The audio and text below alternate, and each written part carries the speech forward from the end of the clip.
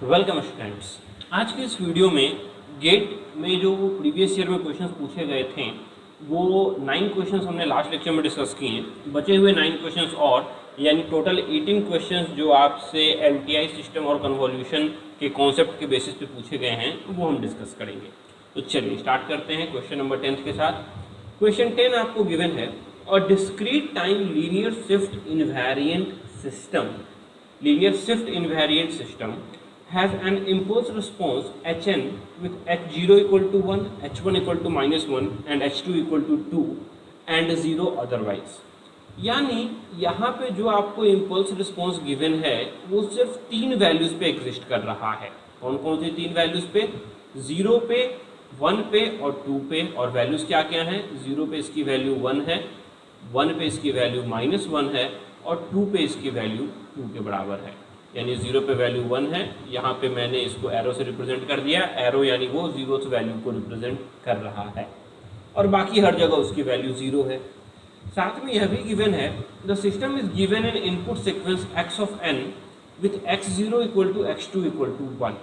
और साथ में यहाँ पे जो इस सिस्टम है इसका इनपुट भी आपको बताया गया है और इनपुट भी डिस्क्रीट है। इनपुट किस तरीके का है? तो इनपुट की 0 की वैल्यू 1 है, 1 की वैल्यू नहीं गिवन है और 2 की वैल्यू भी 1 है।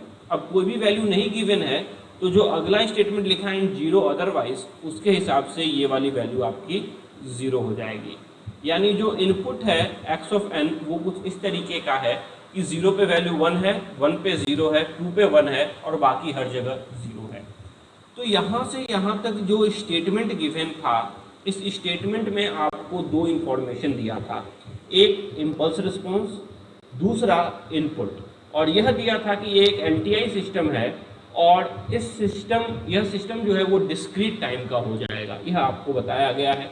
अब इसके बाद आपसे पूछा गया है the number of non zero samples in the output sequence yn and the value of y of 2 are respectively. यानी आपको यह बताना है कि आउटपुट जो, अगर मैं कोई एक ऐसा सिस्टम से हमारे इनपुट को देता हूँ, सिस्टम को h ऑफ n से डिटरमाइन किया गया है, इनपुट को x ऑफ n से, तो जो आउटपुट आएगा उसमें कितने नॉन जीरो वैल्यूज होंगी और आउटपुट के सेकंड इंस्टेंट पे यानी y2 की वैल्यू क्या होगी, यह आपसे पूछा गया है। चलिए सॉल्व करते हैं। सबसे पहले जैसा कि मैं देख सकता हूँ यह एक लीनियर टाइम इनवेरिएंट सिस्टम है, यानी मैं डायरेक्टली कह सकता हूँ मेरा जो आउटपुट है yn वो आपका xn और hn का कन्वॉल्यूशन है। That is yn is equal to xn convolve with h of n।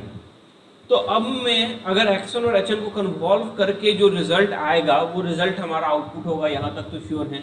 अब कन्वॉल्यूशन के लिए क्या करेंगे? कन्वॉल्यूशन के लिए मैं चाहूँ तो फॉर्मूला यूज़ कर सकता हूँ जिसमें मैं इसको माइनस यानी आपका रोटेट करूंगा y एक्सिस के अबाउट, फिर शिफ्ट करूंगा, फिर मल्टीप्लाई करूंगा x के साथ और उसके बाद सबको समेशन कर दूंगा। एक चीज़ तो ये कर सकते हैं, इस तरीके से रिजल्ट ला सकते हैं। और दूसरा आपको एक शॉर्टकट बताने जा रहा हूँ। अगर आपके डिस्क्रीट टाइम सिस्टम होते हैं यानी डिस्क्रीट सिग्नल्स होते हैं तो उनको आसानी से कन्वॉल्यूट किया जा सकता है एक सिंपल सा शॉर्टकट यूज़ करके। एक तरीका है, तो वो शॉर्टकट हम सीख लेते हैं, उसको जब भी डिस्क्रीट सिग्नल्स होंगे तो उनको हम यूज़ करेंगे सॉल्व करने में। इस शॉर्टकट को हम यूज़ करने वाले हैं। तो शॉर्टकट क्या है जरा देखिए। सबसे पहले आपको xn कन्वॉल्व विथ hn करना है, तो रो में xn लिख लो और कॉलम में hn लिख लो। तो चलिए xn लिख लिया। आप कहीं भी किसी को लिख सकते हो, ऐसा नहीं है कि आपको रो में ही xn लिखना है, आप चाहो तो xn को कॉलम में भी लिख सकते हो, ऐसा कोई रिस्ट्रिक्शन नहीं है। बस अगर xn मैंने ऊपर लिखा है 1 0 और 1 तो hn में नीचे लिखूंगा 1 -1 एंड 2। ये मैंने ले लिया। अब आपको क्या करना है, आपको करस्पॉन्डिंग एलिमेंट्स को मल्टीप्लाई करते चलना है। चलिए मल्टीप्लाई कर देते हैं। 1 × 1 1, 1 × 0 0, 1 × 1 1। अगेन -1 × 1 -1, -1 × 0 0, -1 × 1 -1, 2 × 1 2, 2 × 0 0, 2 × 1 2। ये मैंने आपका मल्टीप्लाई कर दिया करस्पॉन्डिंग एलिमेंट्स को। इसके बाद क्या करना है, आपको डायगोनली एलिमेंट्स को सम कर देना है। डायगोनल सम का मतलब क्या हुआ? सबसे पहला एलिमेंट आ गया हमारा 1, इसके बाद इन दोनों को जोड़ेंगे तो -1 + 0 हो गया -1, इसके बाद इसको इससे और इसको इससे जोड़ेंगे तो 2 + 0 + 1 हो गया 3। इसके बाद इन दोनों को जोड़ेंगे, 0 और -1 हो गया -1, और इसके बाद ये अकेला बच गया तो ये हो गया आपका 2। यानी आपका yn जो आया वो आपका कुछ इस तरीके का आएगा, 1 - 1 3 - 1 एंड 2, सिंपली डायगोनल एलिमेंट्स का समेशन। आप चाहो तो लॉन्ग मेथड से कन्वोल्यूशन करके देख लो तो भी रिजल्ट यही आएगा, शॉर्टकट से कर लो तो भी रिजल्ट यही आएगा। अब क्या यह yn हमारा परफेक्ट है या किसी एक चीज का यहाँ पे इंफॉर्मेशन, कोई एक इंफॉर्मेशन मिसिंग है? जी हाँ, यहाँ एक इंफॉर्मेशन मिसिंग है। मिसिंग इंफॉर्मेशन है कि जीरोथ वैल्यू कौन सी है, क्योंकि y0 पता चलेगा तभी तो y1 y2 y3 या y - 1 y - 2 y - 3 पता चलेगा। तो जीरोथ वैल्यू कौन सी है वो आपका x के जीरो वैल्यू और h के जीरो वैल्यू पे डिपेंड करेगा। तो देखिए xn आपने कहाँ से लिखा था, 101, यानी ये वाला आपका रो हो जाएगा, ये आपका रो हो गया, और 1 - 1 2 यानी ये कॉलम हो गया। तो यहाँ से हम क्या कहेंगे, हमारा रो और कॉलम में जो इंटरसेक्शन हो रहा है वो ये वाला पॉइंट हो रहा है, तो ये 1 के करस्पॉन्डिंग जो वैल्यू है वो हमारी जीरोथ वैल्यू होगी yn में, यानी ये वाला 1 जो है ये हमारा y0 रिप्रेजेंट कर रहा है। तो आपसे इस क्वेश्चन में सवाल पूछा गया था, the number of non zero samples in the output sequence yn। तो number of non zero samples 1 2 3 4 5 हो गए, and the value of y2, 0 ये है, 1 ये है, 2 ये होगा, तो y2 की वैल्यू 3 हो जाएगी। आपका करेक्ट ऑप्शन हो जाएगा option number D, 5,3। That is there are 5 non zero samples in the output sequence yn and the value of y(2) is equal to 3। तो इस तरीके से अगर आपको डिस्क्रीट सिग्नल्स दिया जाए तो उसका कन्वोल्यूशन करना है, काफ़ी आसानी से टेबल बना देना है। एक बार फिर से रिवाइज कर दे रहा हूँ, और कुछ क्वेश्चंस भी पूछे गए इस टाइप के आगे, तो उसको भी हम सॉल्व करेंगे तो आपका कॉन्सेप्ट क्लियर हो जाएगा। करना क्या है, करस्पॉन्डिंग रोज और कॉलम्स बना लेना है xn और hn का, क्योंकि हमेशा 2 ही सिग्नल होगा, और करस्पॉन्डिंग मल्टीप्लाई कर देना है और डायगोनली ऐड कर देना है, बस ये देखना है। और y0 कहाँ से निकलेगा, तो जो x0 और h0 वाला रो और कॉलम होगा वो जहाँ इंटरसेक्ट करेगा वो हमारा y0 दे देगा। चलिए कुछ और क्वेश्चन सॉल्व कर लेते हैं। क्वेश्चन नंबर 11 आपसे पूछा गया था गेट 2011 में 1 मार्क्स का। तो क्वेश्चन आपके सामने है, चलिए सॉल्व करने की कोशिश करते हैं। गिवन है a system is defined by it's impulse response h of n is equal to 2 to the power n u of n minus 2। The system is, आपको यह बताना है कि अगर किसी सिस्टम का इम्पल्स रिस्पॉन्स ये गिवन है, अब इम्पल्स रिस्पॉन्स गिवन है यानी LTI सिस्टम तो है ही, तो यह सिस्टम आपका स्टेबल है या कॉजल है या इन दोनों में से कुछ नहीं है, ये आपको बताना है। चलिए सॉल्व करते हैं। सबसे पहले h of n is equal to 2 to the power n into u of n minus 2 given है, यानी अगर मैं इसको प्लॉट करने की कोशिश करूं तो प्लॉट करके काफ़ी आसानी से हम इसका रिजल्ट निकाल सकते हैं।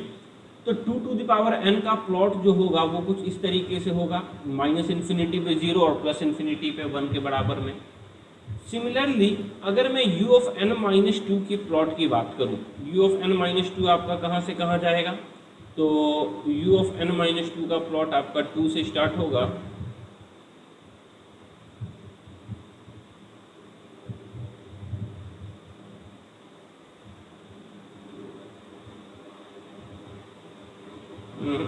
सॉरी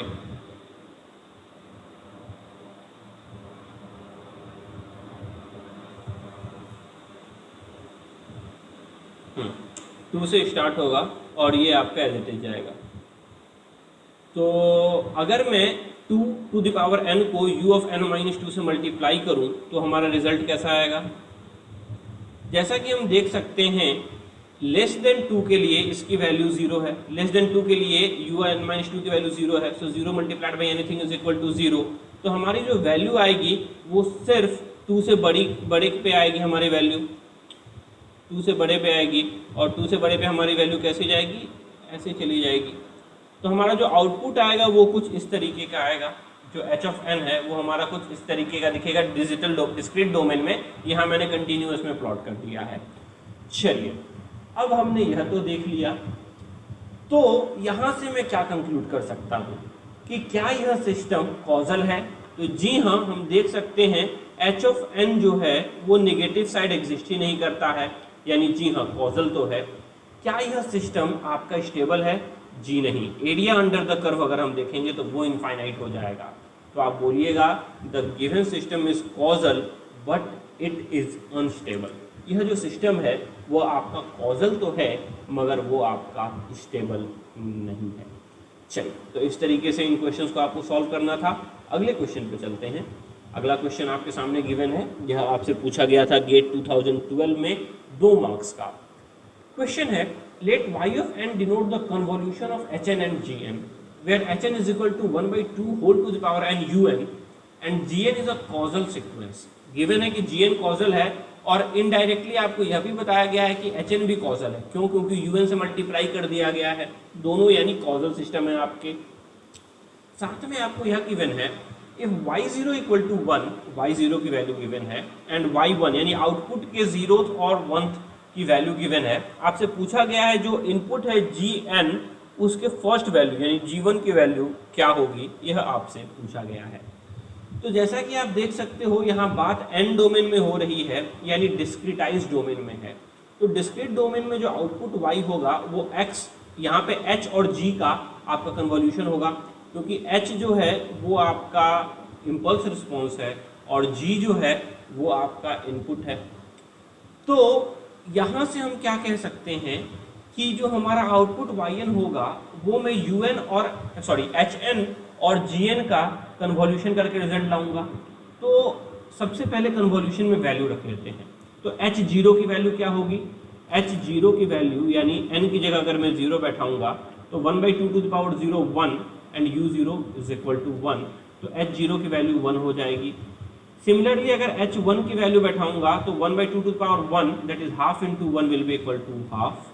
h2 की वैल्यू बैठाऊंगा 1/2 का square 1/4 into 1 that is 1/4 and so on. यानी अगर मैं h लिखूं तो h हमारा 1 आएगा, 1/2 आएगा, 1/4 आएगा, 1/8 आएगा और इसी तरीके से आएगा। सिमिलरली अगर मैं g की बात करूं तो क्या हो जाएगा, जरा सोचो। g1 की वैल्यू हमें निकालनी है। अभी मुझे g0, g1, g2, g3 किसी की भी वैल्यू नहीं पता है। तो अगर मेरे को g निकालना है, क्योंकि गिवन है कि यह कॉजल सिस्टम है, यानी स्टार्टिंग तो g0 से ही होगा, उसके नीचे तो हम जा ही नहीं सकते हैं। तो यहाँ पे हम लिखेंगे g0, सबसे पहला हमारा आ जाएगा g0, उसके बाद हमारा आ जाएगा g1, उसके बाद हमारा आएगा g2 और इसी तरीके से हम आगे चलते चलेंगे। और इन दोनों को जब मल्टीप्लाई करके मैं ऐड कर दूंगा तो हमारा y आ जाएगा आउटपुट में। तो चलिए मल्टीप्लाई करते हैं। 1 into g0 is equal to g0, 1 into g1 equal to g1, 1 into g2 equal to g2। आप आगे भी जा सकते हैं। Half into g0 is equal to half times g0, 1/4 into g0 is equal to 1/4 times g0। Similarly, half into g1 is equal to 1/2 times g1 and 1/4 into g1 is equal to 1/4 times g1. Half into g2 is equal to 1/2 times g2 and 1/4 into g2 is equal to 1/4 times g2. तो ये मैंने आपका multiply कर दिया। अब क्या करना है, डायगोनली मेरे को ऐड करते चलना है। तो पहला एलिमेंट हो जाएगा हमारा g0, दूसरा एलिमेंट हो जाएगा half into g0 plus g1, तीसरा एलिमेंट हो जाएगा half into g1 plus g2 plus 1/4 into g0 that is 1/4 times g0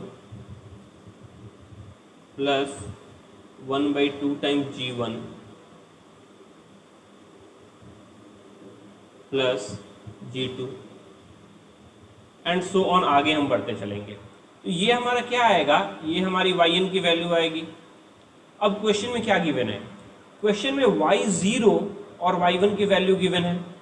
तो y0 क्या होगा, पहला एलिमेंट ही होगा, क्योंकि g0 भी ये है और h0 भी ये है, तो इंटरसेक्शन यहीं पे होगा। यहाँ से मैं कह सकता हूँ g0 की जो वैल्यू होगी वो y0 के बराबर होगी, दैट इज 1 के बराबर होगी। सिमिलरली y1 की वैल्यू 1/2 गिवन है, यानी ये वाला टर्म जो है ये टर्म हमारा 1/2 के बराबर हो जाएगा, यानी half times g0 that is half times 1/2 plus g of 1 equal to 1/2 हो जाएगा। तो यहाँ से मैं निकाल सकता हूँ कि g ऑफ 1 की जो आपकी वैल्यू आ रही है वो 0 के बराबर आ रही है। तो g ऑफ 1 की वैल्यू 0 आ रही है, आपसे यही पूछा गया है, find the value of g of 1।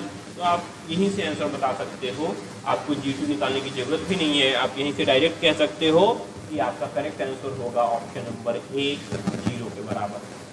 तो ध्यान दीजिएगा, यह क्वेश्चन बिल्कुल पिछला क्वेश्चन जो हमने पढ़ा था जहाँ डिस्क्रीट टाइम कन्वॉल्यूशन किया था उसी तरीके का है, बस यहाँ पे आपको इनपुट की वैल्यू नहीं मालूम है, तो इनपुट को आउटपुट के वैल्यू के टर्म्स में रिप्रेजेंट करके जो गिवन कंडीशन है क्वेश्चन में उनसे पुट करके सॉल्व कर देना है।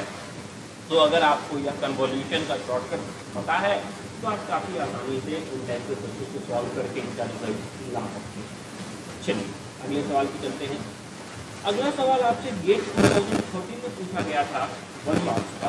क्वेश्चन गिवन है, two systems with impulse response h1t and h2t are connected in cascade.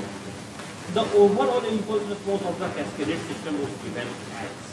तो आपको यहाँ पे गिवन है कि मेरे पास एक नहीं दो सिस्टम गिवन है और दोनों सिस्टम जो है आपका कैस्केड में कनेक्टेड है। कैस्केड में कनेक्ट होने का मतलब होता है कि एक के बाद दूसरे सिस्टम को कनेक्ट कर दिया गया, यानी पहले सिस्टम का जो आउटपुट होगा वो दूसरे सिस्टम का इनपुट हो जाएगा।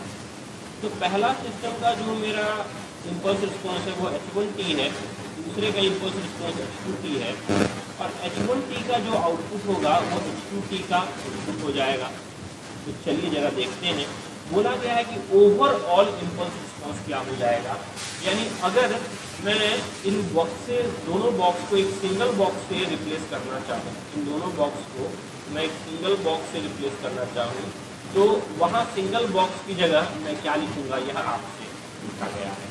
चलिए जरा सॉल्व करते हैं। मान लिया हमारा इनपुट xt है, तो पहले बॉक्स के इनपुट पे जब xt जाएगा और इसका आपका इम्पल्स रिस्पॉन्स h1t है, तो आउटपुट क्या हो जाएगा, आउटपुट हो जाएगा xt कन्वॉल्व विथ h1t। हम जानते हैं लीनियर LTI सिस्टम अगर होता है तो जो आउटपुट होता है वो इनपुट और इम्पल्स रिस्पॉन्स का कन्वॉल्यूशन होता है।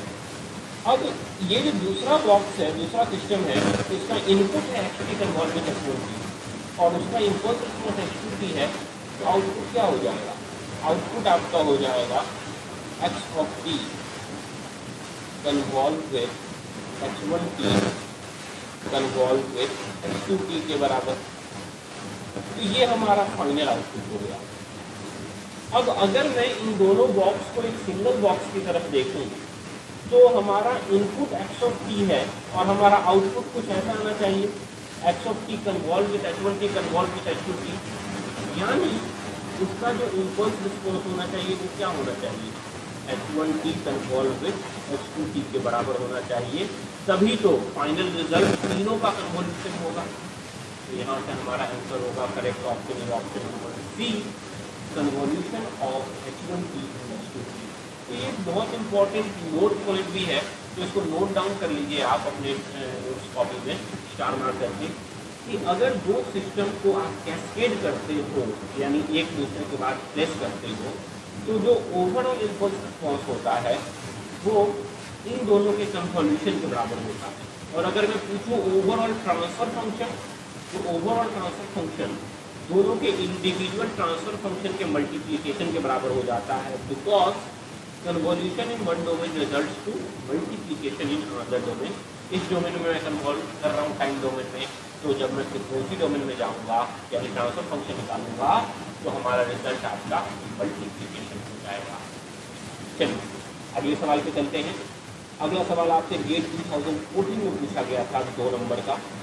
गिवन है consider a discrete time signal x of n is equal to n when n lies between 0 and 10 and 0 otherwise। यानी ये सिर्फ 11 वैल्यूज के लिए वैल्यू एग्जिस्ट कर रहा है, 0 से लेकर 10 तक के लिए, और बाकी हर जगह इसकी वैल्यू 0 के बराबर है। तो पूछा क्या है, if yn is a convolution of x n with itself then the value of y4। अगर मैं एक्शन को खुद से कन्वॉल्व कर दूं तो y4 की वैल्यू क्या आएगी, ये आपको आएगी। जैसा कि हम देख सकते हैं, यह जो है एक्शन वो एक डिस्क्रीट टाइम सिग्नल है, यानी मेरे को खुद से दो डिस्क्रीट टाइम सिग्नल को फिर से कन्वॉल्व करना है। तो कन्वॉल्यूशन के लिए हम शॉर्टकट यूज करते हैं। x0 की वैल्यू तो हम जानते हैं, x0 की वैल्यू आपकी 0, x0 की वैल्यू आपको 0 आ रही है, तो 0। x1 की वैल्यू 1 होगी, x2 की वैल्यू 2 होगी, x3 की वैल्यू 3 होगी, x4 की वैल्यू 4 होगी, एंड सो ऑन। मुझे आगे जाने की जरूरत नहीं है क्योंकि मेरे को y4 तक जाना है, तो मैक्सिमम मैं x4 तक जाऊँगा, वहाँ तक भी जाने की एक्चुअली जरूरत नहीं है। But for sake of convenience मैं इसको 0, 1, 2, 3, 4 तक जा रहा हूँ। अब क्या करना है, आपस में इन दोनों को मल्टीप्लाई कर देना है। 0 से किसी नंबर को भी मल्टीप्लाई कीजिएगा तो रिजल्ट तो 0 ही आना है। 1 से मल्टीप्लाई कीजिएगा तो 3 आ जाएगा। 2 से मल्टीप्लाई कीजिएगा तो डबल हो जाएगा। 3 से मल्टीप्लाई कीजिएगा तो ट्रिपल हो जाएगा। 4 से मल्टीप्लाई कीजिएगा तो क्वाड्रुपल हो जाएगा। तो ये मैंने आपस में मल्टीप्लाई कर दिया। अब क्या करना है, अब मेरे को डायगोनली इन नंबर्स को ऐड करना है। डायगोनली ऐड करते हैं, पहली वैल्यू 0, दूसरी वैल्यू भी 0, तीसरी वैल्यू 0 + 1 + 0 1, चौथी वैल्यू 0 + 2 + 2 4, पाँचवीं value 0 + 3 + 4 + 3 + 0 10, Chhathi value 4 + 6 10 + 6 15 + 4 20, and so on. इस तरीके से हम आगे चलते। तो ये हमारा हो गया yn। और yn कहाँ से स्टार्ट हो रहा है, तो क्योंकि एक्शन का 0 वैल्यू ये है तो हम यहाँ से स्टार्ट कर रहे हैं, तो yn आपका यहाँ से स्टार्ट हो रहा है। ये हो गया y0, y1, y2, y3, y4। तो आपके y4 की जो वैल्यू है वो हो जाएगी 10 के बराबर। Correct answer will be 10। y4 की वैल्यू आपकी 10 के बराबर हो जाएगी। चलिए, तो इस तरीके से आपको इन क्वेश्चन को सॉल्व करना है। यहाँ से क्या कंक्लूड कर सकते हैं कि जो टेबल है वो टेबल आपको कहाँ तक जाना है x और y के लिए। तो क्योंकि हमें y4 बोला गया था इसीलिए हम 4 तक गए थे। अगर y6 बोला गया रहता तो मैं 6 तक जाता, 7 तक जाता, अगर y7 निकालना रहता तो और हर बार अगर 10 डिवीजन से 10 के 10 का कन्वॉल्व करके टाइम वेस्ट करने की जरूरत नहीं है। चलिए अगले सवाल पे चलते हैं। अगला सवाल आपके सामने गिवन है, गेट 2015 में पूछा गया था यह सवाल 8 मार्क्स का। तो इसी टाइप का एक सवाल पहले भी पूछा जा चुका है और उसी वक्त मैंने आपका कॉन्सेप्ट क्लियर किया था लास्ट लेक्चर में। ट्राई करते हैं सॉल्व करने का। यहाँ पर कन्वोल्यूशन करना है x ऑफ -t का डेल्टा -t -1। तो ध्यान दीजिए डेल्टा यहाँ पे स्केल्ड है -1 से, तो जब भी स्केल हो सबसे पहले स्केलिंग फैक्टर को हम बाहर लेके आ जाएंगे। तो 1/mod ऑफ -1 हो जाएगा, 1/mod ऑफ -1 के बराबर हो जाता है और ये हो जाएगा डेल्टा। यानी बेसिकली यह जो क्वेश्चन है वह क्वेश्चन है कि आपको x ऑफ -t को कन्वॉल्व करना है इसके साथ, तो डेल्टा t + t0 के साथ कन्वॉल्व करना है। अब हम क्या करेंगे सॉल्व करने के लिए, सॉल्व करने के लिए इसको पूरा उठाएंगे एज इट इज और यहाँ पे पुट कर देंगे। तो हमारा रिजल्ट हो जाएगा x ऑफ -t -t0 के बराबर। The correct option option number. तो ध्यान दीजिएगा जब भी स्केलिंग हो डेल्टा फंक्शन के साथ तो स्केलिंग को हमें बाहर ले जाना है, उसके बाद ही डेल्टा के अंदर का जो आर्गुमेंट है उसको t की जगह रख देना है x ऑफ t में। तो इस बात का ध्यान रखिएगा, यहीं पे बच्चे गलती करते हैं। कॉन्सेप्ट काफ़ी सिंपल है मगर कंफ्यूजन चलिए अगले सवाल पे चलते हैं। अगला सवाल आपको गिवन है, the impulse response of an LTI system can be obtained है। एक LTI सिस्टम के इम्पल्स रिस्पॉन्स यानी मेरे को बोला जा रहा है h ऑफ t मेरे को निकालना है LTI सिस्टम का। एक सिस्टम हमें गिवन है, यह बता दिया गया कि ये सिस्टम आपका xt है और आपको आउटपुट गिवन है। अगर differentiating the unit step response, output और इनपुट गिवन है और आपको बोला जा रहा है कि हम आउटपुट और इनपुट पे क्या रखें और जो रखें उसके बाद क्या ऑपरेशन करें कि हमारा आउट जो रिजल्ट हो जाए वो हमारा यूनिट, वो हमारा इनपुट हो जाता है। कहने का मतलब अगर सिंपल टर्म्स में बोलो तो ये है कि ht हमारा इनपुट है, ht हमारा इम्पल्स रिस्पॉन्स है, yt हमारा आउटपुट है। और क्योंकि एलटीआई सिस्टम गिवन है तो मैं जानता हूँ yt is equal to h of t convolve with h of t होता है। ये तो मैं जानता हूँ कि अगर मेरे को एक आउटपुट पूछे तो आउटपुट हमारा इनपुट और इम्पल्स रिस्पॉन्स का कन्वॉल्यूशन होता है। मगर यहाँ आपसे आउटपुट नहीं पूछा जा रहा है, यहाँ आपसे h ऑफ t ही पूछ लिया जा रहा है कि h ऑफ t क्या होगा, कैसे निकालेंगे। तो इसके लिए चार अलग अलग ऑप्शन। पहला ऑप्शन है डिफरेंशिएटिंग द यूनिट रैंप। इसका मतलब क्या हो गया, यूनिट रैंप रिस्पॉन्स यानी इनपुट की जगह बोल रहा है कि r ऑफ t रख देंगे और इसको जब r ऑफ t रखेंगे तो हम उसका रिस्पॉन्स निकालते हैं यानी आउटपुट निकाल लेते हैं और इसको मैं डिफरेंशिएट करूँगा। तो क्या मैं इसको डिफरेंशिएट करूँगा तो हमारा आउटपुट, हमारा रिजल्ट h ऑफ t आएगा। ये पूछ रहा है option number B. Option B क्या कह रहा है, ऑप्शन बी कह रहा है differentiating the unit step response यानी इनपुट में ut रख दो और फिर इसको कन्वॉल्व कर दो h ऑफ t के साथ। तो ये जो हो गया ये हमारा यूनिट स्टेप रिस्पॉन्स हो गया। यूनिट स्टेप इनपुट के करस्पॉन्डिंग जो रिस्पॉन्स होगा, जो आउटपुट होगा, उसको यूनिट स्टेप रिस्पॉन्स कहेंगे। और इसको अगर मैं डिफरेंशिएट कर दूँ डी बाई डी टी करके तो क्या यह जो आउटपुट होगा, यह आउटपुट हमारा आपका ht के बराबर होगा। ये है आपका ऑप्शन, ये है आपका option A.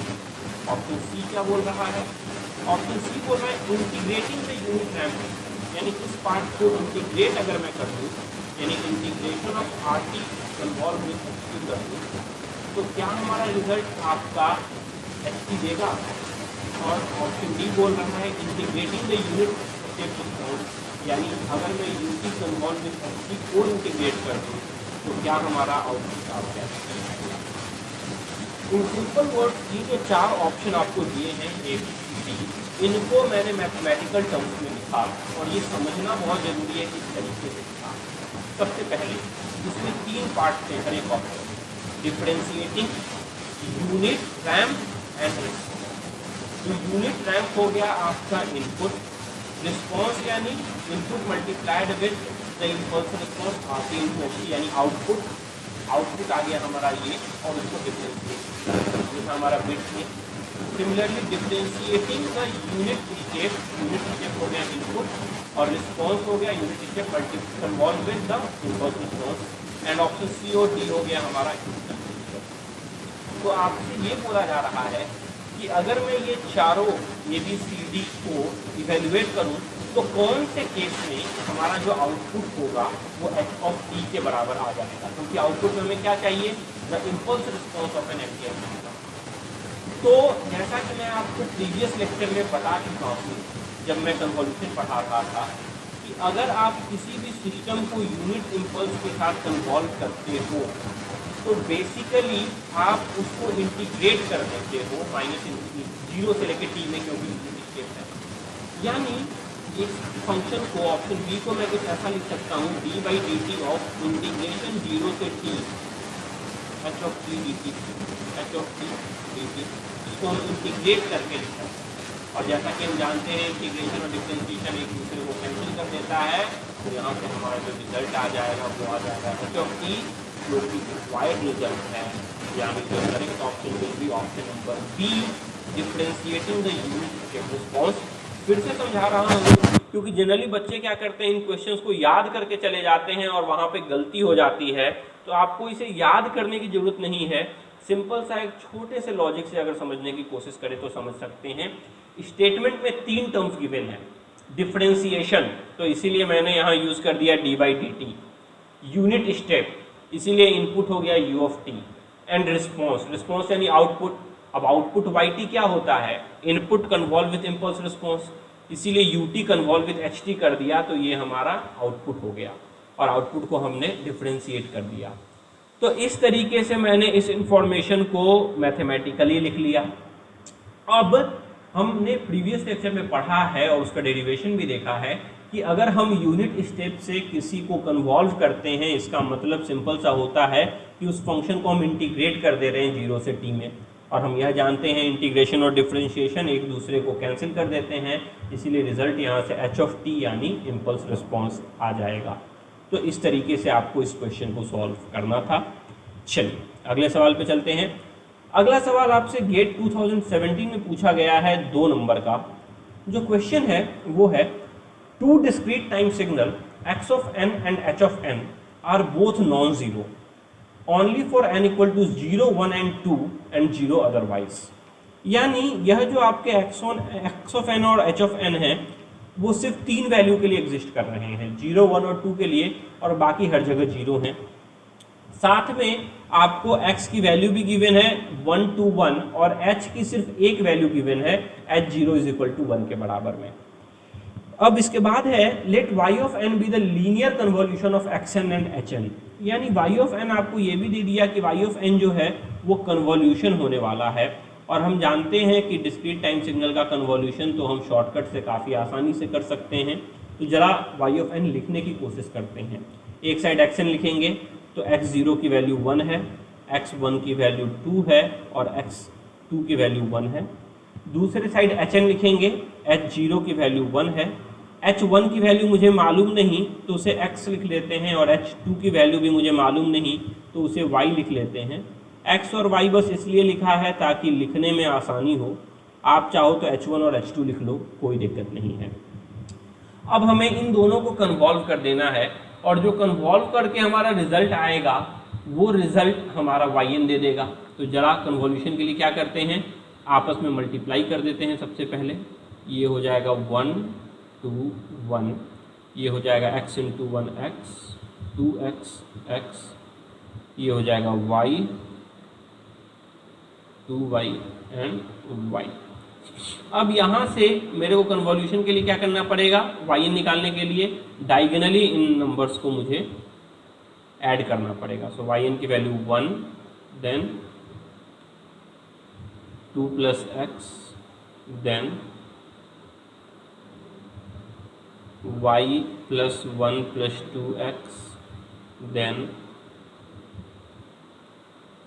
2y plus x, then y। तो yn की ये 5 वैल्यूज़ हैं, और 0 वाली वैल्यू कौन सी होगी, क्योंकि x0 ये है और h0 ये है, यानी 0 वाली वैल्यू पहली हो जाएगी, ये हमारी 0 वाली वैल्यू है। तो आगे क्या गिवन है, आगे गिवन है y1 इक्वल टू 3, यानी 2 plus x equal to 3 given है, 2 plus x equal to 3 given है। तो यहाँ से आप निकाल सकते हो x, that is x is equal to 3 minus 2 1, and y2, तो y2 आपका ये हो जाएगा, तो y2 की वैल्यू 4 गिवन है, that is y plus 1 plus 2x, x की वैल्यू 1 निकाला, y plus 1 plus 2 equal to 4, यानी y की वैल्यू भी 4 माइनस 3 1 के बराबर आ जाएगी। y की वैल्यू 1 है, x की वैल्यू 1 है, आपसे पूछा गया है the value of the expression 10y3 plus y4। 10y3 यानी 10 times 2 into 1 plus 1, that is 2 into 1 2 plus 1 3, 10 times 3 30 plus y4, और y4 की वैल्यू आपकी 1 के बराबर है, तो 30 प्लस 1 आपका करेक्ट आंसर हो जाएगा 31 के बराबर। तो इस तरीके से आपको इस क्वेश्चन को सॉल्व करना था। चलिए आखिरी क्वेश्चन पे चलते हैं, जो गेट 2017 में ही आपसे 2 नंबर का पूछा गया था। तो ये टोटल 18 क्वेश्चंस आपसे पूछे गए हैं, और ये आखिरी क्वेश्चन है एलटीआई और कन्वोल्यूशन के बेसिस पे। तो सॉल्व कर लेते हैं। क्या गिवन है, गिवन है consider the parallel combination of 2 LTI system shown in the figure. एक आपका एक्सटी है, H1T H2T इस बार पैरेलल में है। पिछले बार ध्यान दीजिएगा, पिछले बार कैस्केड में था, यानी H1 का आउटपुट H2 का इनपुट था। इस बार दोनों पैरेलल में दे दिया गया है, और YT आपका उनका समेशन के बराबर है। The impulse responses of the system is given as H1 as this and H2 as this। H1 H2 की वैल्यू गिवन है। If the input x of t is a unit step signal, साथ में यह भी बता दिया कि जो इनपुट है वो आपका यूनिट स्टेप है, तो then the energy of y of t is, y of t की एनर्जी क्या होगी, ये आपसे पूछा गया है। चलो सबसे पहले इसको मैं y1 मान लेता हूँ, तो y1 की वैल्यू क्या हो जाएगी, y1t will be equal to unit step u of t convolve with h1t। Similarly अगर मैं इसे y2t मान लूं तो y2t क्या हो जाएगा, unit step ut convolve with h2t। अब y1t जरा लिखने की कोशिश करते हैं। y1t क्या है, ut convolve with 2 times delta t plus 1 minus 3 times delta t plus 1। अब यूनिट स्टेप को डेल्टा से कन्वॉल्व कर रहे हैं। डेल्टा से किसी फंक्शन के कन्वॉल्व करने का तो हमने शॉर्टकट सीखा था, क्या करना है, बस जहां पे डेल्टा एग्जिस्ट कर रहा है उसको उठा के वहां रख देना है। तो यहां से मैं y1t को लिख तो सकता हूं, y1t क्या हो जाएगा, u ऑफ, सबसे पहले 2 टाइम्स u ऑफ हो जाएगा क्योंकि 2 डेल्टा t से मल्टीप्लाई कन्वॉल्व कर रहे हैं। सो 2 times u of t plus 2, फिर ut convolve with minus 3 delta t1 यानी minus 3 times u of t की जगह t प्लस 1 रख देंगे, u ऑफ t प्लस 1। ये y1t आ गया। y2t लिखते हैं, y2t क्या हो जाएगा, y2t ut convolve with h2t that is ut convolve with delta t minus 2, this will be u of t minus 2। और yt क्या होगा, yt इन दोनों का समेशन होगा। अब जरा yt प्लॉट करने की कोशिश करते हैं कि yt हमारा एक्चुअली दिखेगा कैसे। सबसे पहले मेरे को 2 times u of t plus 2 से स्टार्ट करना है। तो 2 times u of t plus 2 कहाँ से होगा, माइनस 2 से स्टार्ट होगा। तो वैल्यूज लिख लेते हैं पहले,